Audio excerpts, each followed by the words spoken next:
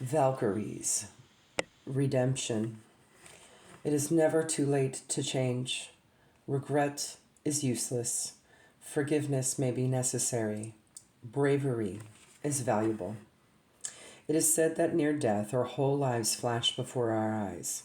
For Viking warriors on the battlefield, what flashed before their eyes was most likely a beautiful yet terrible winged woman, often on a mighty flying horse, eyes flashing, singing a song of blood and glory.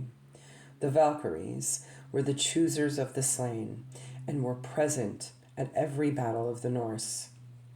While they had various names, such as battle maidens and shield maidens, their primary service was to select the most worthy and bravest of the dead warriors, the Einherjar, and take them to reside with the god Odin in Valhalla, or with the goddess Freya in her hall, the Volkvanger, the field of warriors. There, the Valkyries joyfully served the Einherjar food and drink until their final battle, Ragnarok, alongside the gods. According to some sources, Freya was Valfreya, mistress of the slain and of the Valkyries. Just as the Norse considered the Einherjar the foster sons of Odin, the Valkyries were the beloved foster daughters of Freya.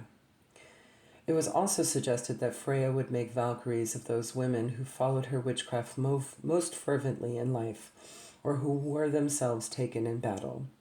Valkyries appear in the Volsunga saga, an Icelandic epic tale of the Volsung clan, and in the Poetic Edda, a collection of Old Norse poems, and have had big influence in modern art and music, even video games. Composer Richard Wagner's Ride of the Valkyrie is a particularly recognizable piece that has found fame as the backdrop to a memorable helicopter scene in the movie Apocalypse Now. It has also been featured in television shows like The Simpsons and The Big Bang Theory. Early depictions of the Valkyries described them like Odin's ravens, black and terrible, screaming their way across the skies on wild horses dripping in blood. Later they became much more beautiful and benevolent, still powerful, yet almost a kind of reward for supreme bravery and dying for one's tribe.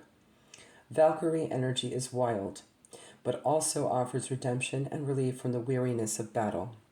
Most of us these days are not in physical combat situations, but life may certainly feel like a daily battle at times.